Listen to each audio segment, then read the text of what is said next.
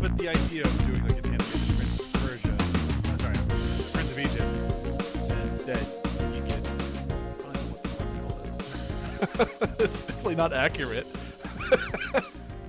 I'm just going with hi, welcome behind the hype. Some of that will probably be faded into because we're just kind of chatting. Mm-hmm. Fourth week of this wasn't the fucking plan, and the intros have gone actually pretty much to plan. I wanted them all to be fucked up and weird, and they've all been pretty fucked up and weird. So on the month of that didn't go according to plan, the intros at least went according to plan. Yeah. Yay. It's the little That things, we you know? admit that Yeah. we had no plan. I mean, yeah. Well, the plan was to not have a plan, and that went perfectly. Yeah, the best, not having a plan is the best plan. I mean, that is kind of what you learn as a parent. Because the first thing they teach you as a parent is come up with a plan. Expect the plan to fail. The plan fails. Come up with a new plan. New plan. Oh, hooray. Yeah, it's like come up with a plan and then just get ready to come up with a new plan when that one fails. Yeah, not if that one fails. When it fails. Because it will fail. But you'll be fine. Oh, boy. So, hi. We're here with the final week of That Wasn't the Fucking Plan. And John picked a doozy of a film that I'm not a big fan of. And after the rewatch, I can say I'm a little bit more of a fan of it. I definitely liked it more in the rewatch. I still don't like it. I don't think I'll ever return to it. But I did leave going, okay, maybe I've been a little bit too mean to it in the past. That said, it's still one of my least favorite Disney movies of all time. So, but it's not the dumpster fire that I thought it was. It's definitely a better film than I was giving it credit. Like way better than I was giving it credit. Mm-hmm. But that's about it. Yeah, and it has the benefit of being the last one in this month, and we've just had some real doozies this month, right? Oh my god, it was the last one, and it was the shortest one. Like this thing had some real good things on its side. A nice tight, like 70 minutes. Right. I would say that I planned that, but I actually didn't. In the spirit of this month, I did not plan for it to be like the shortest.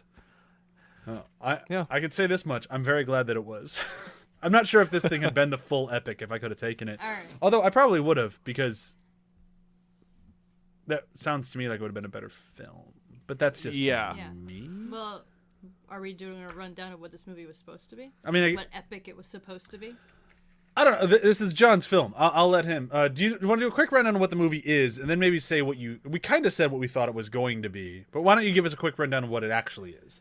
Yeah, the movie is about this spoiled Emperor Cusco, who kind of gets his way, does whatever he wants, and he decides to build a water park for his birthday on the top of this village.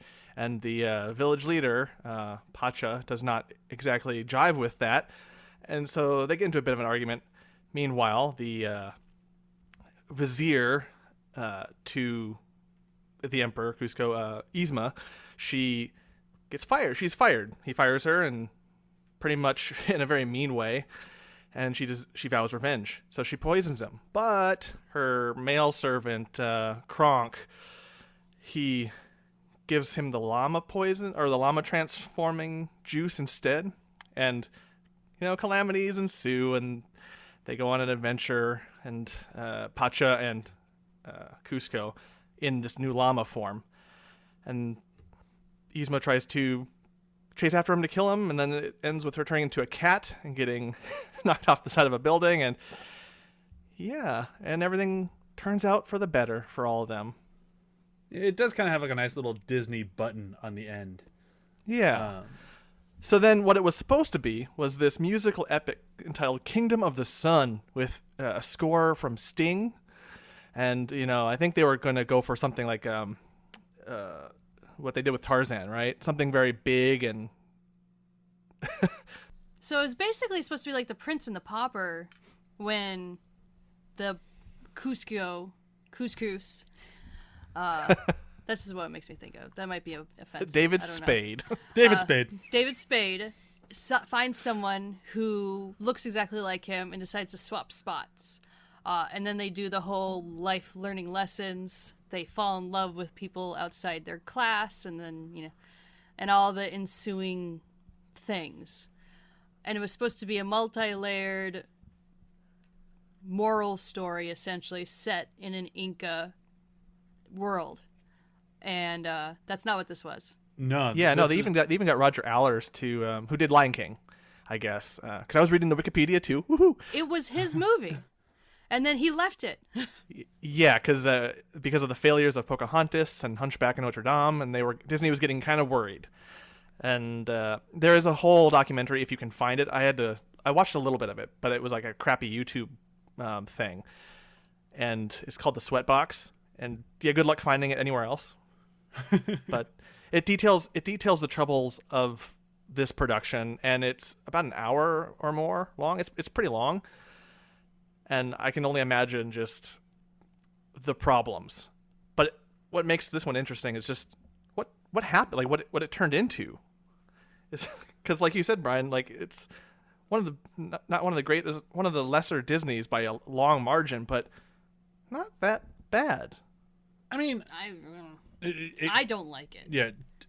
My problems with it is that I think it's kind of boring. Like, there's not a lot to it. It doesn't really, and I know there's probably some animators that will be really mad at me for saying this. It doesn't grab my eye at all. Like, I think it's a rather dull-looking film. Like, when I think of Disney animation, I think of the best animation on screen. Like, they do it better than most anyone. And this is coming from a guy who's very, very not a big fan of Disney. But when it comes to their animation, it's beautiful. This one isn't that beautiful. Like, it's... The most interesting part of the animation was when they went down to the poison lab. Yeah, the poison lab looked great. And a lot of the stuff in, the third act of this movie is, I think, the main reason why I still enjoy it. Because I think it really pulls itself together when it just starts having fun. But before that, it's not... the visually, it's not fun. Acting-wise, it feels like there's people in two totally separate films. The very serious film that we're talking about, and then David Spade in a David Spade movie just trying to insert jokes wherever he can. When I finished the movie, I messaged John. I'm like, Emperor's New Groove, punch up the movie. Like, Right. There's so much punch up in this movie that it's exhausting. And it's like movie interrupting punch up. Like, you have this very kind of okay scene, not bad. It's a little dramatic with I'm forgetting his name now. John Goodman's Pacha. with Pacha, where he just lied to his wife about how the emperor's coming to knock down the town, and he's really sad, and he goes outside to sit down, and then you just have David Spade like interrupt the film and like scribble over. I'm like, this is my story, not his. See? Oh yeah. And it's like, no, what is- those none of elements this is- in the very beginning totally Oh. they don't work as well, and especially on the rewatch this time around. And like you said, that third act is where it really shines. And I think when approaching this movie, that's kind of where I end up sitting. Is that like the third act where everything just goes crazy and they go off the wall? That's what I remember the most from this movie. But I realize as I watch this now, it's just like there's a whole middle section to get through, and Punch Up City, like you said, Yeah, it's just a slog. And it's unfortunate because I think the main reason I've hated this movie for so long is because I saw it once, and then I tried to watch it a few times because old co-host of a few podcasts on our network, Nick, it's one of his favorite movies.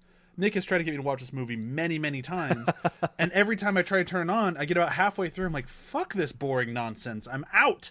And I don't get to that third act where it is fun and the animation is lively and eye-grabbing and the comedy works and everything just works.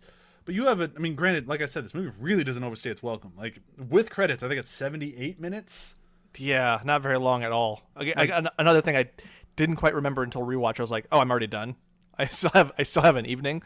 All of that just screams to me, we spent 6 years on this, we need to shove something out. Yeah, like, I'm not losing my investment. Just get it out the door. It's because that's what I heard, is that it's 6 years of development. So imagine how many years of that was the previous storyline. Yeah. How much of it was animated, because they definitely animated some of it, and they just scratched it all. Yeah. So we end up with this, but make it funnier version. Yeah. So of course the animation's less detailed. Of course it's shorter and everything, because they just had less time to do it. Yeah. Yeah, you kind of had to find the movie that they were okay with coming out with all the changes. I'm not an animator or anything, but I've watched a few documentaries. The Frozen 2 one was very interesting in an educational sense, and just that it showed how things can change and change the dynamics of the production so drastically. And what I took from that into this is just that, like, yeah, these things, like, suddenly, oh, this doesn't play. We need something in here, so come up with something new, you know?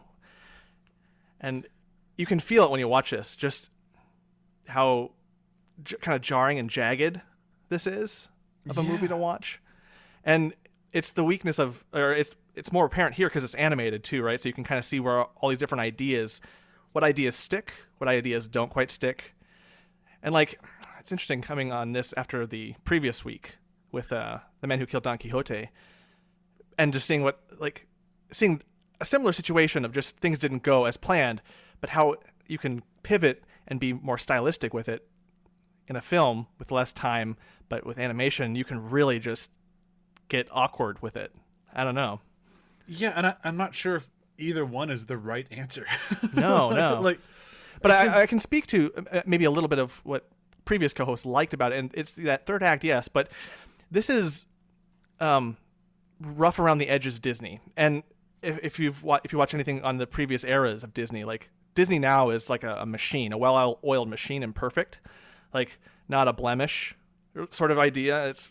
There's a badness to this that makes me understand so bad it's good sometimes for people, for certain movies, where I'll be like, oh, you guys are liking that. You guys are enjoying that because it's bad.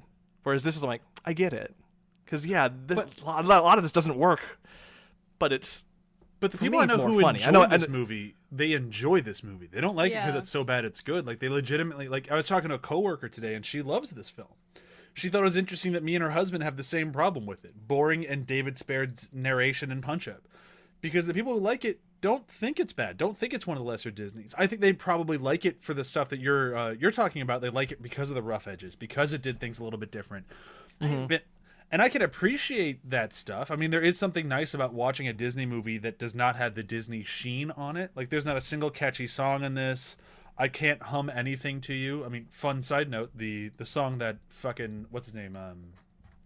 Patrick Warburton hums when he's trying to hum his own theme song was him just riffing, and Disney being Disney made him sign over all the rights to the song he made up. I mean, that's really funny too. Like, that's funny, but it's also one of those things. I love shitting on Disney, I know, but I mean, any studio would have done it, so Yeah. I will give them that much. Yeah. I feel like I've been beating up Disney a lot this month because we have 2 Disney films.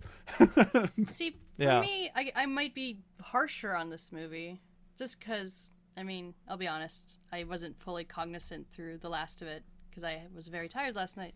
So I didn't get to see all the amazingness of the third act. But for everything before that, I feel like this is more of a movie of short ends, not rough around the edges, where ideas aren't fully realized. And for me, the biggest problem is the villain, quote unquote. I find what's her name? Yzma? Yzma? Yeah. Yzma to be so bland. I don't find her funny. I don't find her charismatic.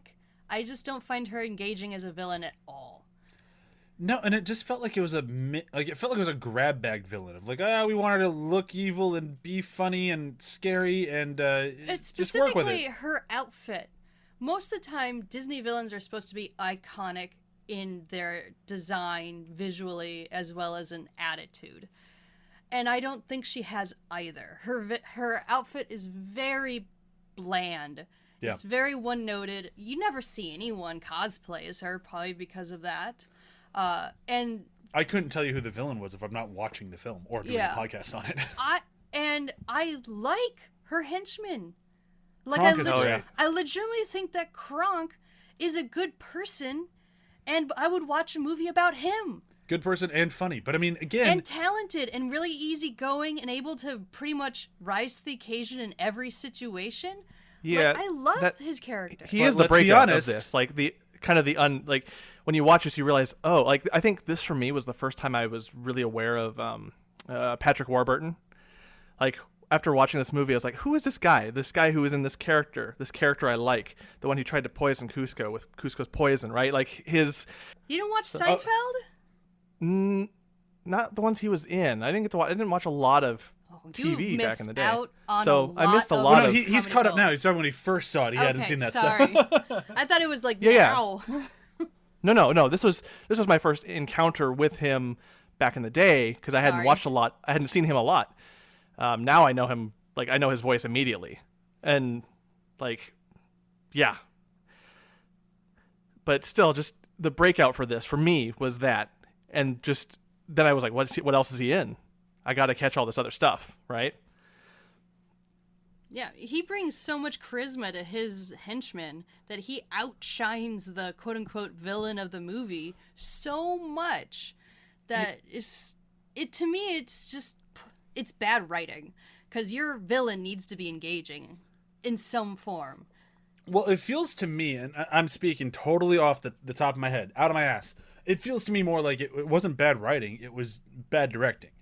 Because what I'm guessing is there's a shitload of improv in this movie. And I'm guessing that primarily because they put fucking David Spade in it, who I don't think can stay on book to save his life.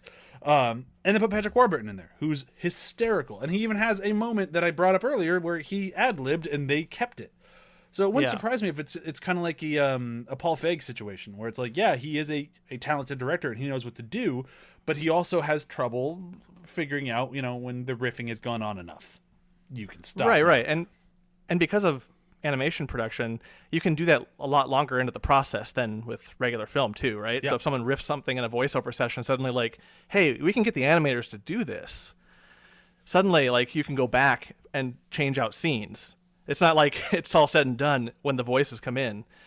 So yeah, I wouldn't be surprised if some improv retroactively changed out things too, even. Yeah, and like, it's just kind of unfortunate because I look at Kronk and Patrick Warburton, and I'm like, he's the star of this show. Yeah, which is so sad because the main villain, what is it again?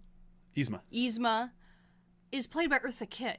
Yeah. You're not dealing with anyone unknown here. You're dealing with a massively talented woman who should be able to shine in this role. They gave her nothing. But to be honest, they didn't give Patrick Warburton anything either. He just worked with it. But that's kind of what Patrick Warburton's entire career has been based off of. Yeah. The exception of The Tick, they've given him largely boring roles his whole life, and he's just made them awesome. He is my favorite Tick.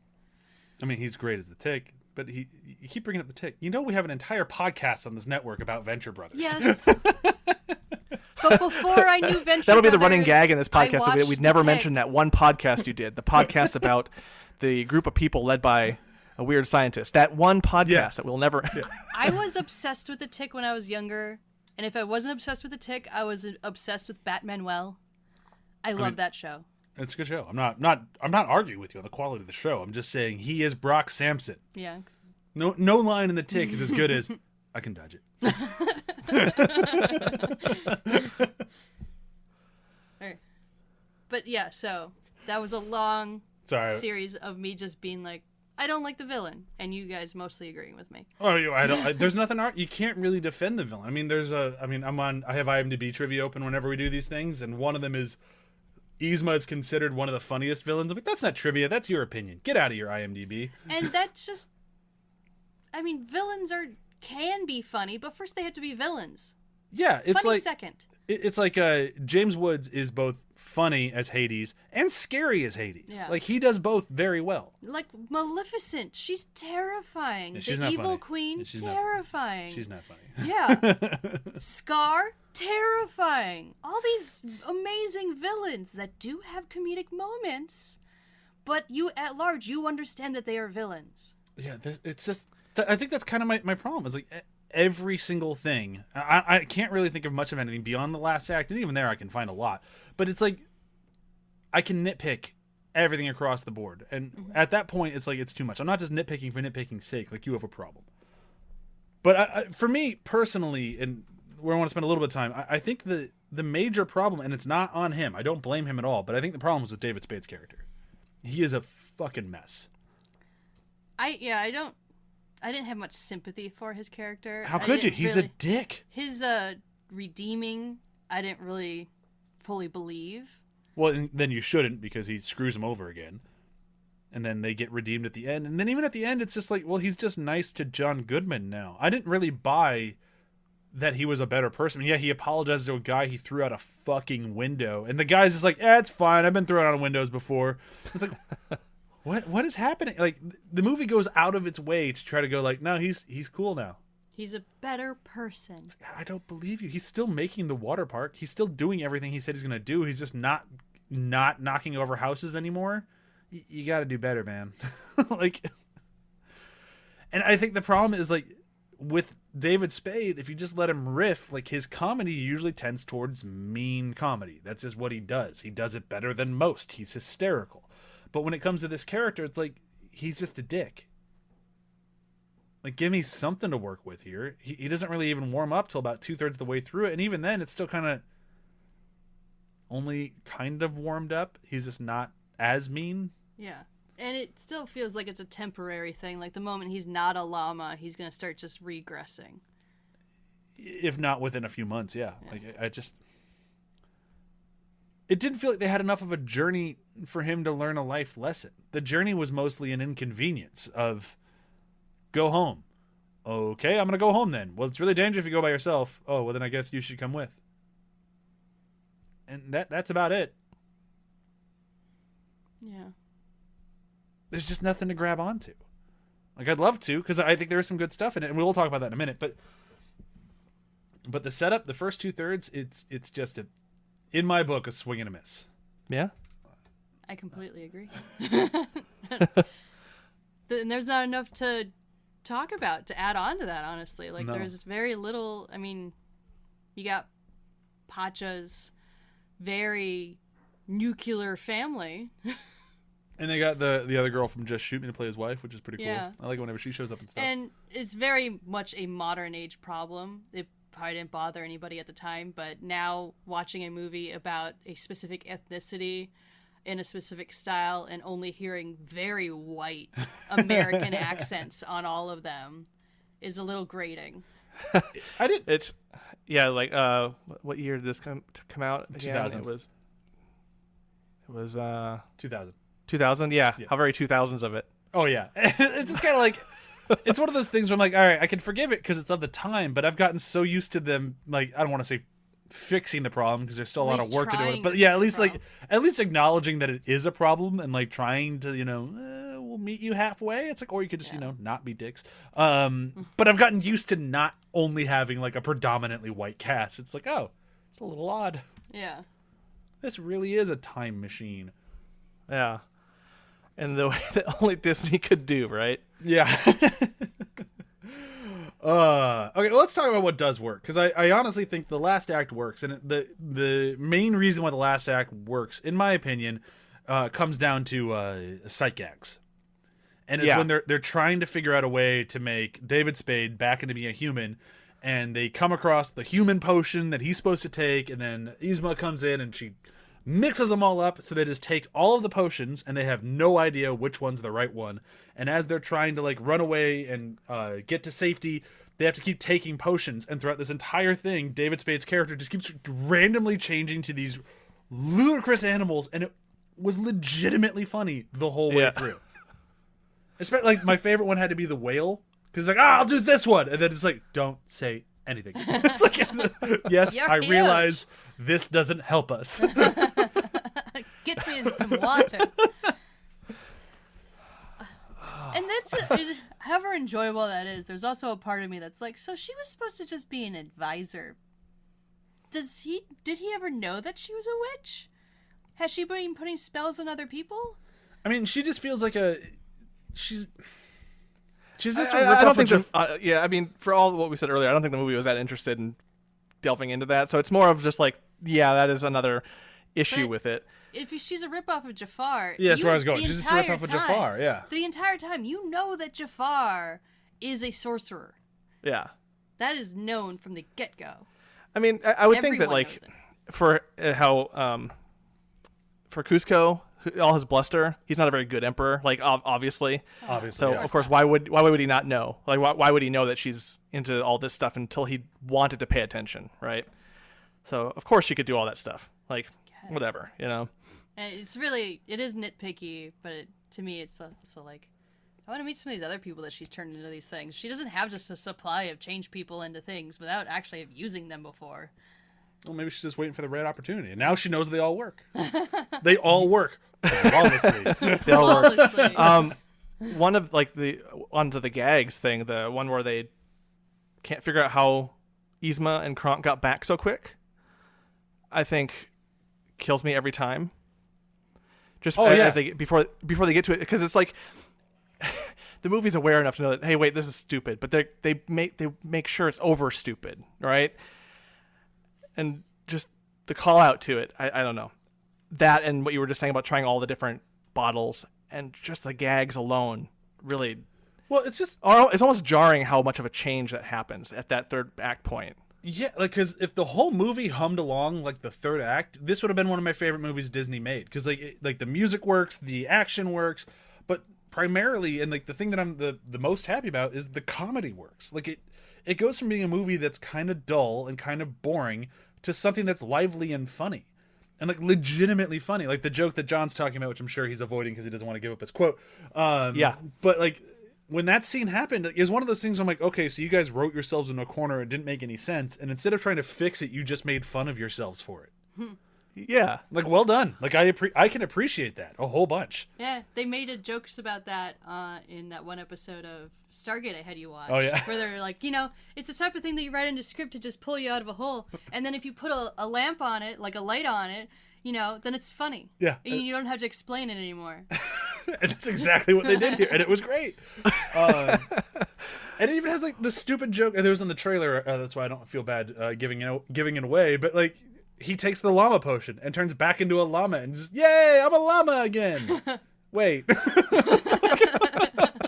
least he knows how to be a llama. That's true. How would he be a whale? How do I get to the ocean? And, like, this isn't in the third act, but, like, the things that do work, like, him being a llama and trying to be, like, cool and just walk away from John Goodman, but just not acknowledging you're a llama now. You need to walk on 4 feet.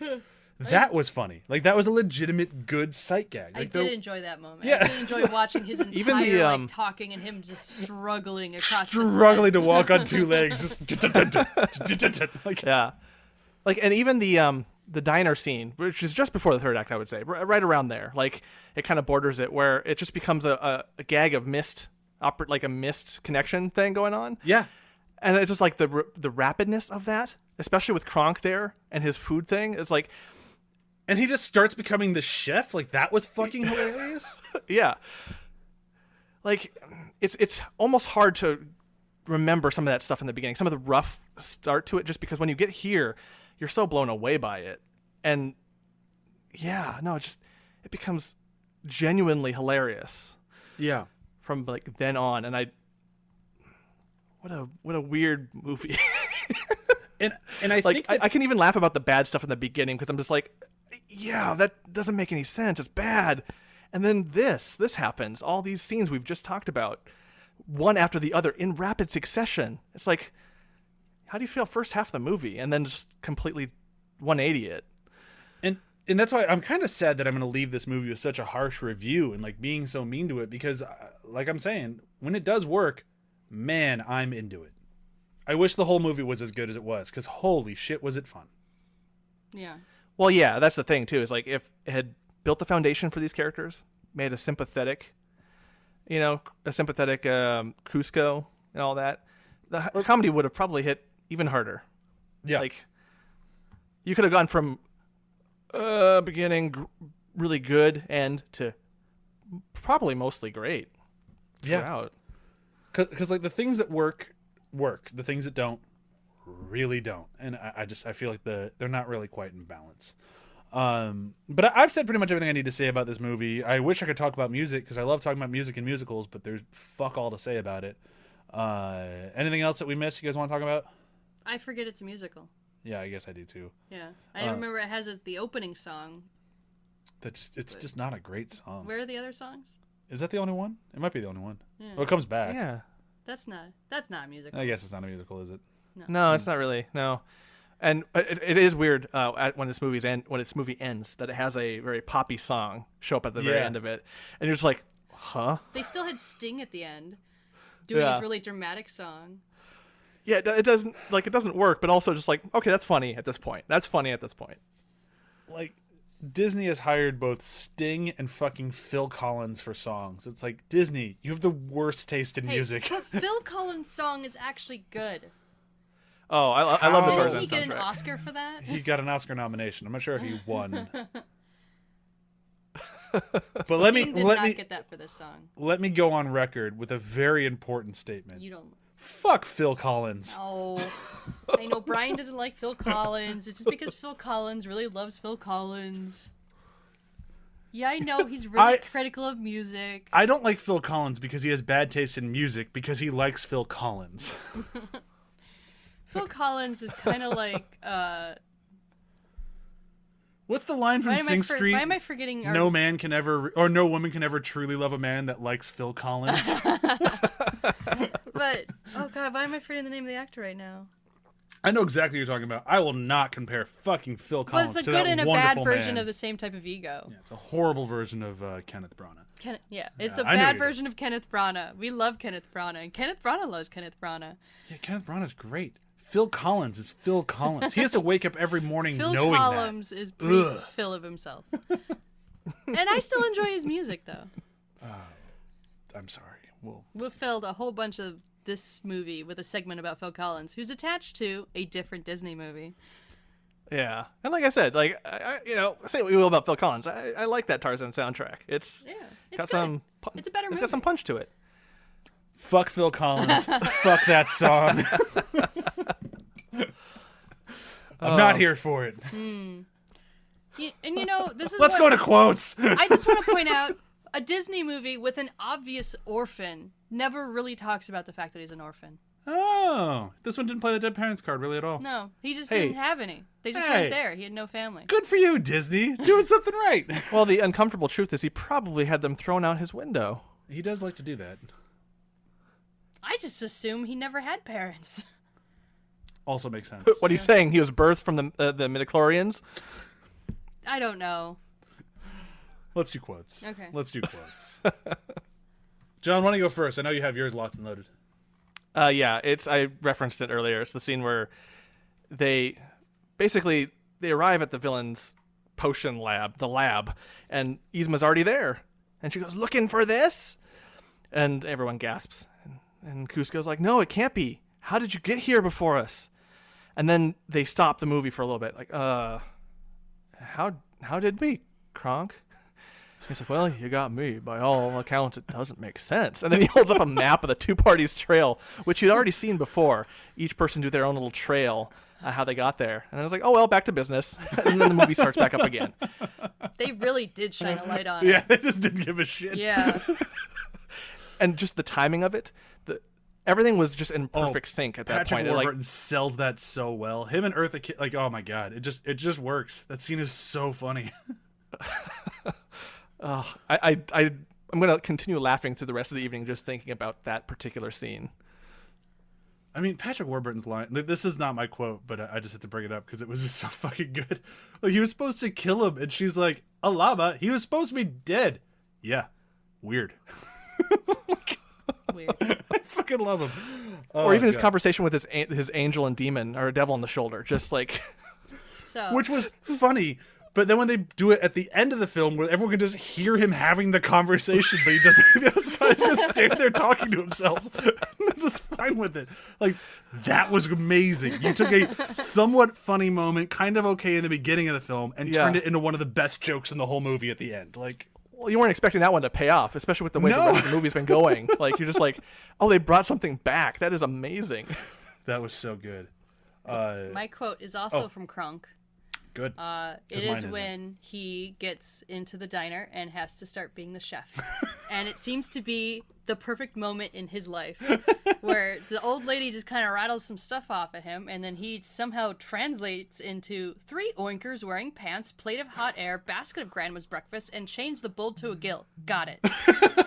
And I'm like, this doesn't make any sense, but he just found his soulmate. And if he had stayed there the rest of the movie, I would have wanted to stay there with him. Him as the chef at that place is like his place in life. See, they need to bring back Kronk's Diner. That should Yeah. be the show, right? That should be at Disneyland. That should just be like a Disney Plus show. Like Yeah. that. Oh my god. Like, there's an audience for that. That would be really funny. I'd watch it. Absolutely. Just get Patrick Warburton. Yeah. It can even be live action. I don't care. You don't have to animate He's it. a little more unemployed because we don't know if Venture Brothers is coming back or not. Hopefully. Anyhow, so my quote, it came out of total left field. It's probably a punch-up moment, but whatever. It was one of those lines that, like, it's like, you know when you're watching a movie and you hear a joke and it's like, oh, that joke was written for me. Like, somebody out there just knew Brian Dressel was going to enjoy this one and then writes it down. This movie had one of those moments. And it's just a throwaway line. Like, the people don't even have names. It's guard and delivery person. And it's just this random throwaway conversation where the camera just pans by and the guard goes, for the last time, we did not order a giant trampoline. And the delivery person goes, you know what, pal? You could have told me that before I set it up. That is super random.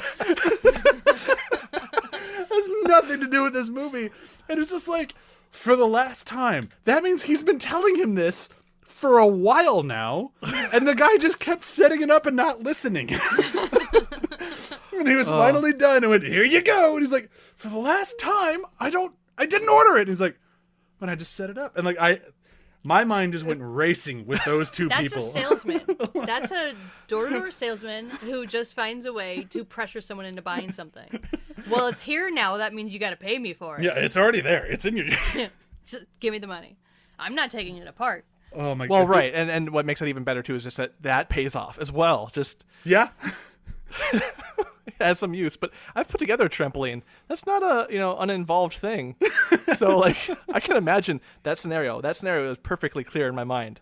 Oh my god. How long that would take, and how long someone would have to tell me. Just imagine the whole time you're doing it, someone's going, I didn't order this. Please stop putting it together. Yeah. Yeah, like I said, there's things in this movie that I really did love. I just don't think I'm ever going to watch it again. I probably would have liked it a lot more if it had been the intention the whole time and they had time to actually... To make it this to make it comedy a that they wanted to make, legitimate thing, and not just be like, all right, punch up. This is a bunch of punch up in a movie. Yeah. Because, man, like, when there's funny jokes in it, they are, like, they're not just, like, slight chuckles. Like, they are gut-busting, laughing jokes. Which comedies and films that I think are better, I have laughed less at. Yeah. At least less hard. It's like a kind of a coda to what you just said. Even like watching it now is like cable watching it now. Like you're watching it for the best moments in the end, and you kind of just gaze through the rest. Like it's on in the background, and suddenly the best parts are here, and like, oh, you're right there, right? And I think, for better or worse, that's where I kind of sit on it. It's like I'll put it on every now and then for the end, for those parts, and just kind of coast through the rest. Because I'm not as fanatical about it, but I also laugh at everything. Like I've laughed at everything we've said about this movie, for better or worse, too, right? So yeah. I think we did it. Yeah. To finish this, John, tell Jandy, yes, that is Jesus on the roof. And let's not explain anything else. Fair enough. Okay. So I can say that we've Emperor's New Grooved. Ooh. That one worked. Right? Kind of? We grooved through the groove. Well, we didn't throw it off, that's for sure. You can't throw something off that's already been tossed off. Such a tosser. This feels like it's just butting up to a very gross conversation. I think I should just steer the car away. Llama? So He's supposed to be dead. They never did say Lama Dama Ding Dong in this movie. Missed opportunities. Yeah.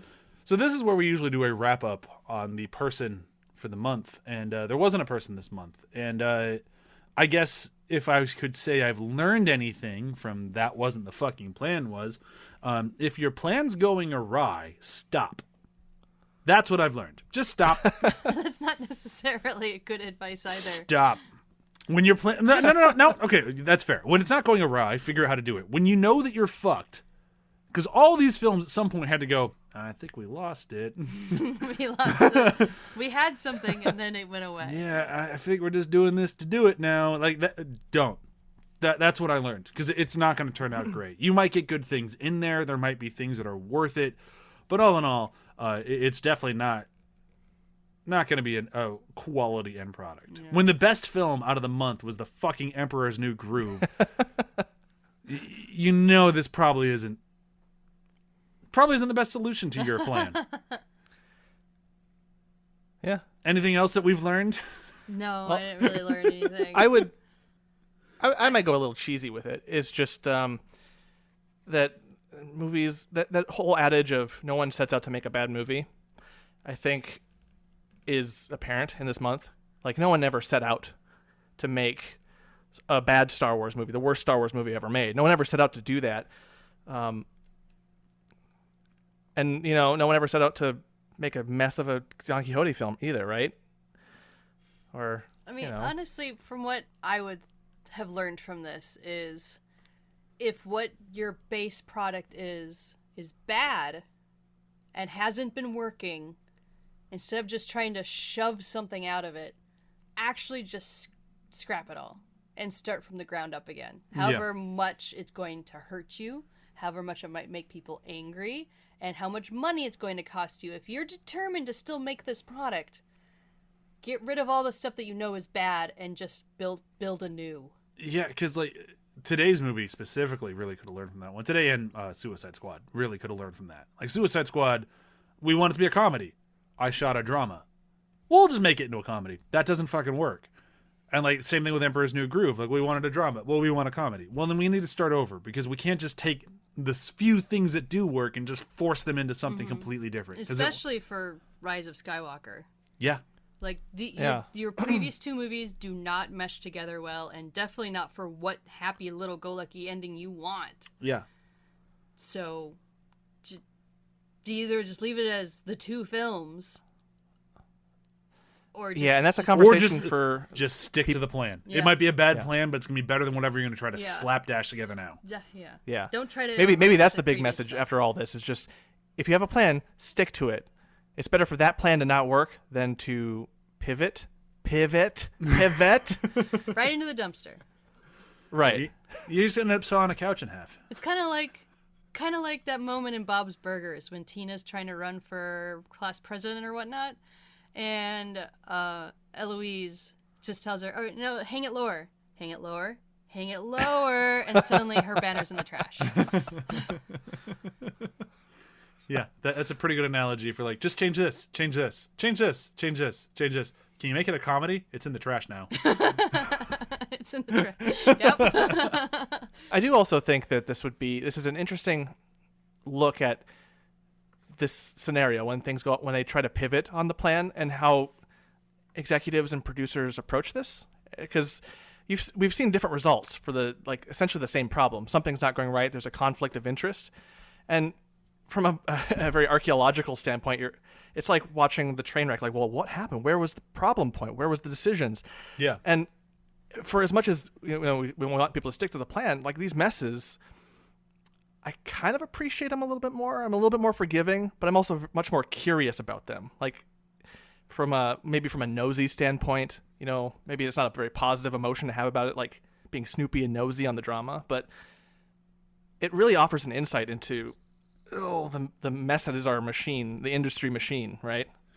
The interesting thing for me is that I don't find myself being more forgiving in the films, because I still think the films are garbage. But I don't hate Abrams after Skywalker. No. And I thought I would, especially after I walked out of the movie, I'm well, I'm fucking done with that guy. But after I calmed down, I'm he got a fucking raw deal, and he did the best he could, which wasn't very good. And that's kind of how I feel about everyone here. I don't really blame any of the filmmakers for the films we watched. You even look at today's movie, and it's David Spade tried his fucking hardest with this thing. You can see, he was all over Instagram, because it was the 20th anniversary of the movie this week, and he was all over his Instagram I love this movie, I'm so proud of it. It's I get it. He tried his hardest in this. I see why he likes it. I still don't think it's a good movie, but that's not to knock any of the people who made him. I think that I agree with you there, John. I'm way more forgiving of everyone behind the scenes, because I'm you guys did the best you could with a fucking horrible situation. Yeah. It's just this example of you just dig yourself a hole and You try to crawl out as best you can, and sometimes you'll really like what you made, and sometimes you won't, and sometimes other people appreciate it, sometimes they won't. And here we are. Yeah. Yeah. So, what a fascinating month! Like it what was what a weird emotional journey. It was a very fascinating month, and by far our hardest month of movies to watch. We needed some hard, difficult movies to go through. With the exception of Star Wars, though, I didn't hate watch any of them. That was the only one I'm just like, no. Fuck this thing, man. The rest of them, I'm like, all right, there's things that work. There are things that work in each one of these. Yeah, no, I never set out to actually hate any of these movies, despite my previous opinions on any of them, or even set out to really love a movie either. But yeah, it was very interesting charting my thoughts during these movies, and just what angered, aggravated, and how invested I might have been. It really tested where my investments in fandoms and geek culture were too, like in a very obscure way. Like, I like comics, I'm not as versed in them, but man, Suicide Squad made me not curious about comics ever, as I watched it. And I tried to divorce myself of that when we first watched it, but then coming back into it and seeing all this stuff, I was like, with how messy this is, why am I even like, who cares about these people? And then Star Wars, like, I don't have any ill will to anybody who made it, but the movie did make me pump the brakes on Star Wars, and I'm still trying to reconcile that with a general just malaise about Star Wars in general. Like, I've lost it, and the only time I can compare it is when I lost it really hard with Moffat's Doctor Who. Like, they reached a certain point where I was just like, I can't do it. I'm out. I need a break. And that's where I sit with Star Wars. And it was interesting to re-explore those emotions, but then parse those across these other movies. Like, because Disney, they've got a certain way they do cartoons. So that's not what this movie was. Today's movie was not that. It defied all that. It didn't work. So if you're expecting deep villains and big epic things, it's not a Disney movie. Right? So it's not even what you hope for. So all these movies are disappointments, but then just exploring that. I don't know, that last minute thoughts, midnight hour thoughts that were very interesting to me. No, it was definitely, out of all the months we've done, it was definitely more of an exercise in like thought process and like that. So that, like, definitely appreciated doing the month. I'm not racing to do it again. Oh no, never again. Yeah. I won't say never. I would definitely do it again, just not like next month. I do enjoy reading good Wikipedias about disasters. Yeah. So reading Wikipedias about these movies is pretty enjoyable. And maybe next time we'll try to do, if we even can, movies that didn't go according to plan, but end up being really good. And maybe those are a thing. They are. Like Super Mario Brothers. I'm just going to let that I wish I could see Brian's face. I wish I could see Brian's face right now. I love that movie. Because I would agree. It was not a happy face. None of the actors in that movie ever talk about how much they enjoyed working on that Even when you movie. talk to one of them about it, he's like, really? Yeah. That movie almost killed me. Well, I enjoy watching it. Well, at least someone does. Oh, boy. Okay, so usually at this point, we would have already told you what we're covering next month. We haven't, because we're taking next month off.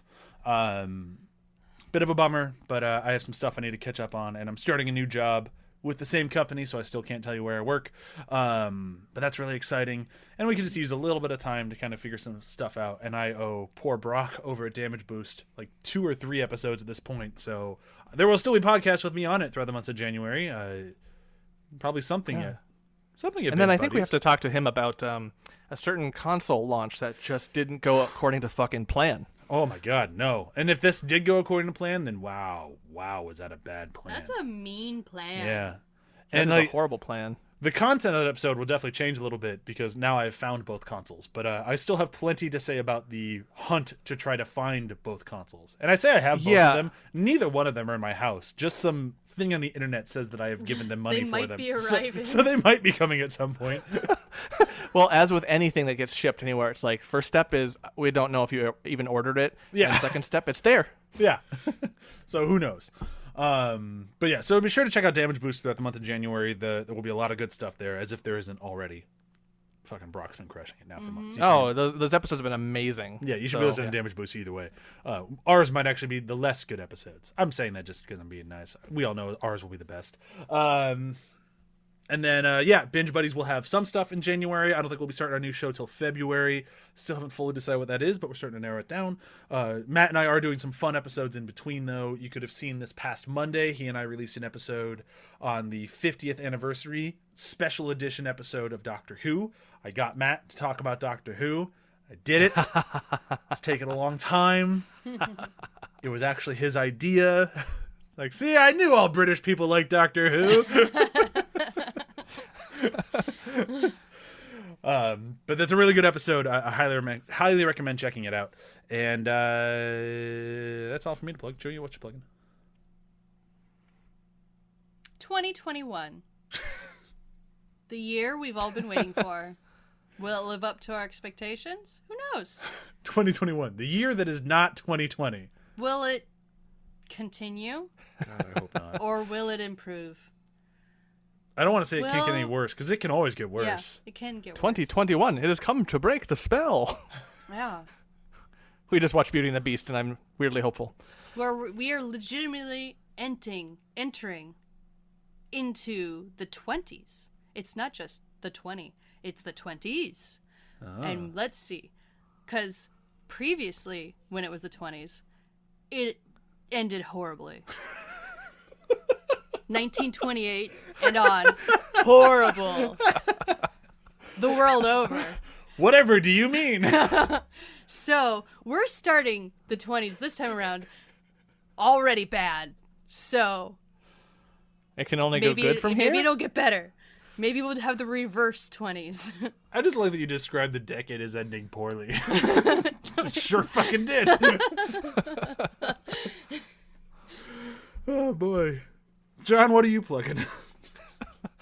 Well, it's hard to follow that, but Demon Days, the actual play podcast that we do, we're still in our bi-weekly schedule for the holidays to give me a little bit of an editing break.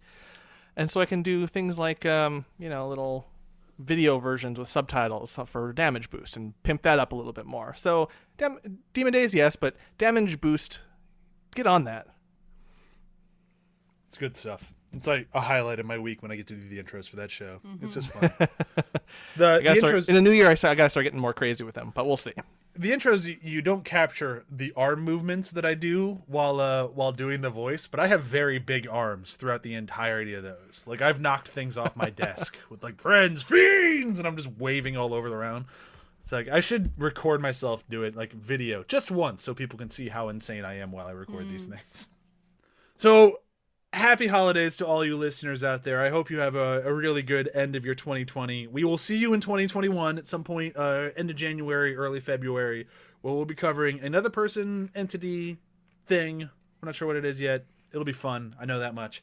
I will say goals of 2020 to do an entire month on Disney. And I want to be nice to Disney. I'm going to do it. I'm going to challenge myself. The Hell Freezes Over month, right? Yep. Is that what we're calling it? It's going to be the Hell Freezes Over month where Brian says nothing but mostly nice things about Disney. That made sense, right? Yes. Nothing but mostly. That's going to be a killer on the SEO. Bye. Bye. Bye. Bye. Bye. Bye.